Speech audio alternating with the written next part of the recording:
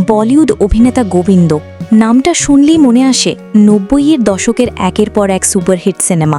Romantic comedy হোক কিংবা action, যে কোনো চরিত্রেই তিনি ছিলেন অপ্রতিরোধ্য। কিন্তু আপনি কি জানেন, গোবিন্দর কেরিয়ারের একটি বড় ভুল তাকে একটি ব্লকবাস্টার সিনেমা থেকে দূরে সরিয়ে দিয়েছিল, আর সেই সুযোগেই বাজিমাত করেছিলেন আরেক সুপারস্টার। হ্যাঁ, গোবিন্দ এমন একটি হিট বলিউড সিনেমা প্রত্যাখ্যান করেছিলেন যা পরে অনিল কাপুরের হাতে চলে যায়, এবং তিনি সেই সিনেমা থেকে বিপুল টাকা আয় করেন। আমরা বলছি পরিচালক সুভাষ ঘাইয়ের আইকনিক সিনেমা তালের কথা। ২৬ বছর আগে মুক্তিপ্রাপ্ত এই সিনেমাটি বক্স অফিসের রীতিমতো ঝড় তুলেছিল। তালে অভিনেত্রী ঐশ্বরিয়া রায় বচ্চন, অনিল কাপুর, অক্ষয় খান্না এবং অলোক নাথের মতো অভিনেতারা গুরুত্বপূর্ণ ভূমিকায় অভিনয় করেছিলেন। আর এই সিনেমার গানগুলো, সেগুলো তো আজও সমানভাবে জনপ্রিয়। কিন্তু আসল গল্পটা শুরু হয় কাস্টিং নিয়ে।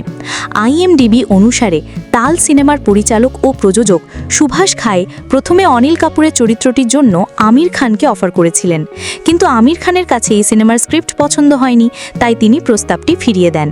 আমিরের না শোনার পর এই ভূমিকাটি চলে যায় সরাসরি গোবিন্দের কাছে, কিন্তু গোবিন্দ সেই সময় তার সুপারহিট সিনেমা হাসিনা মান জায়েগির শুটিং নিয়ে ব্যস্ত ছিলেন। ব্যস্ততার কারণে তিনিও এই অসাধারণ সুযোগটি হাতছাড়া করেন। এরপর পরিচালক সুভাষ ঘাই অনিল কাপুরের কাছে যান। অনিল কাপুরকে চরিত্রটি অফার করতেই তিনি এক কথায় রাজি হয়ে যান, আর বাকিটা তো ইতিহাস।